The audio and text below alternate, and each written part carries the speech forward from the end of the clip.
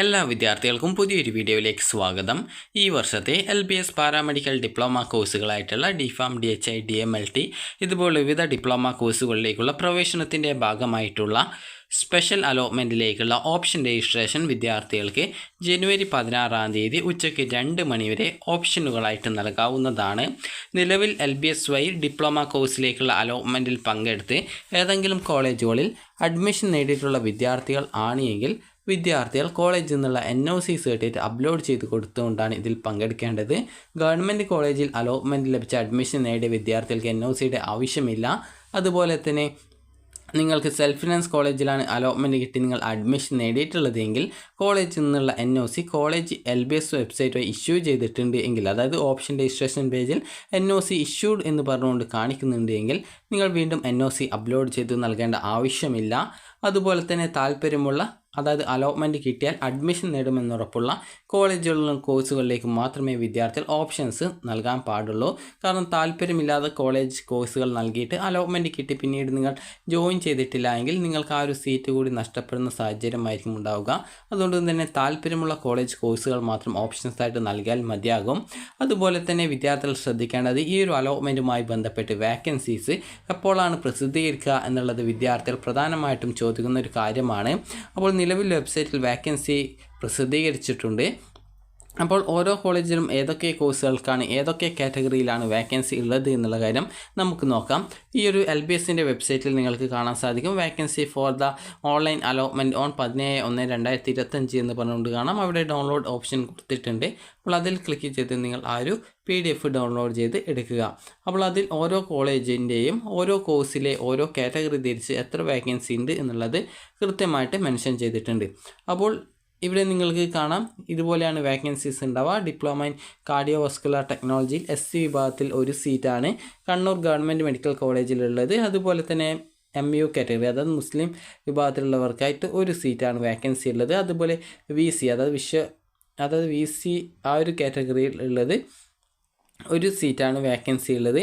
അതുപോലെ തന്നെ ഇതിൽ തന്നെ നിങ്ങൾക്ക് വിവിധ കോഴ്സുകൾക്ക് കാണാം SM കാറ്റഗറി സീറ്റ് കാണാം. SM കാറ്റഗറി എന്ന് പറഞ്ഞാൽ എല്ലാ വിദ്യാർത്ഥികളെയും പരിഗണിക്കുന്ന ഒരു കാറ്റഗറിയാണ് SM കാറ്റഗറി. അത് നിങ്ങൾ ഏത് വിഭാഗത്തിലായിരുന്നാലും സ്റ്റേറ്റ് മെറിറ്റ് റാങ്ക് ലിസ്റ്റ് വഴിയാണ് അതിൽ അലോട്ട്മെൻറ്റ് നടത്തപ്പെടുന്നത്. മറ്റു കാറ്റഗറിയുടെ ഡീറ്റെയിൽസ് എന്ന് പറയുന്നത് ആ ഒരു കാറ്റഗറി വൈസ് റാങ്ക് ലിസ്റ്റാണ് അതിലേക്ക് അലോട്ട്മെൻറ്റ് നടത്തപ്പെടുക. എന്നാൽ SM കാറ്റഗറിയിൽ സ്റ്റേറ്റ് മെറിറ്റ് റാങ്ക് ലിസ്റ്റിൽ നിന്നാണ്, അതായത് എല്ലാ വിദ്യാർത്ഥികളും ഉൾക്കൊള്ളുന്ന ഒരു റാങ്ക് ലിസ്റ്റിൽ നിന്നാണ് അലോട്ട്മെൻറ്റ് നടത്തുന്നത്.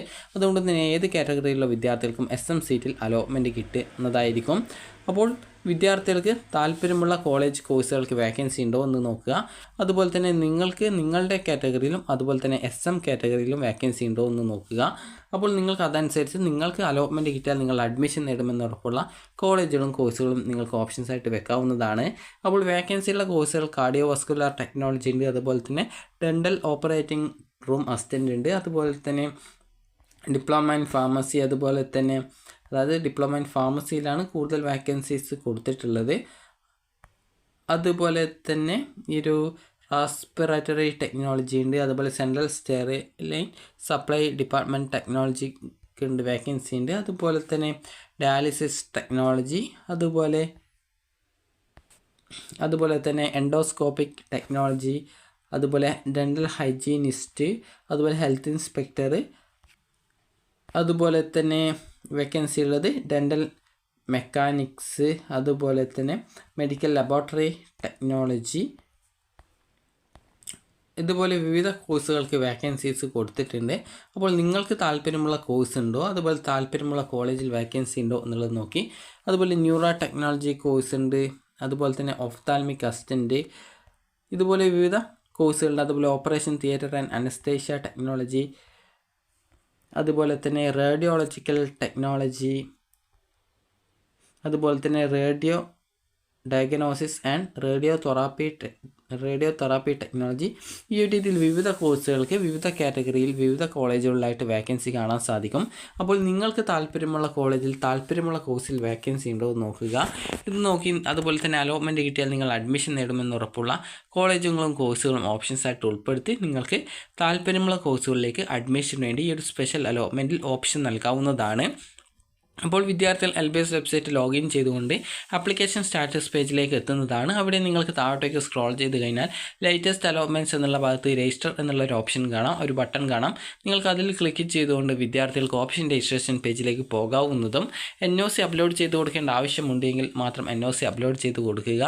അതുപോലെ തന്നെ അതിനുശേഷം നിങ്ങൾക്ക് വേണ്ട കോളേജ്, അതായത് അലോട്ട്മെൻറ്റ് കിട്ടിയാൽ അഡ്മിഷൻ നേടുമെന്ന് ഉറപ്പുള്ള കോളേജും കോഴ്സുകളും മാത്രം ഓപ്ഷൻസ് ആയിട്ട് ഉൾപ്പെടുത്തിയിട്ട് നിങ്ങളത് സേവ് ചെയ്യുക. സേവ് ചെയ്യുമ്പോൾ നിങ്ങൾ സെലക്റ്റഡ് കോളേജസ് ഓർ കോഴ്സ് ഓപ്ഷൻസിൽ അത് അതായത് സേവ് ചെയ്യപ്പെട്ടതായിട്ട് കാണാൻ സാധിക്കും. വേണമെങ്കിൽ നിങ്ങൾക്ക് അതിൻ്റെ പ്രിൻ്റ് എടുക്കാം.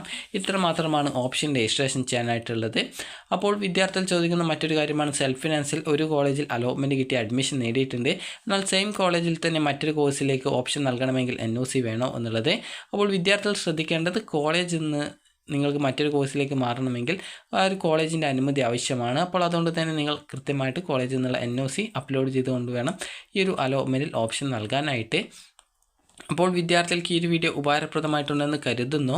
അപ്പോൾ വിദ്യാർത്ഥികൾ ജനുവരി 16 വൈകുന്നേരമല്ല, ഉച്ചയ്ക്ക് 2 മണിക്കുള്ളിൽ തന്നെ വിദ്യാർത്ഥികൾ ഓപ്ഷൻസ് നൽകാൻ ശ്രദ്ധിക്കുക. അപ്പോൾ ഈ ഒരു വീഡിയോ നിങ്ങൾക്ക് ഉപകാരപ്രദമായിട്ടുണ്ടെങ്കിൽ ലൈക്ക് ചെയ്യുക, ഷെയർ ചെയ്യുക. Thank you for watching.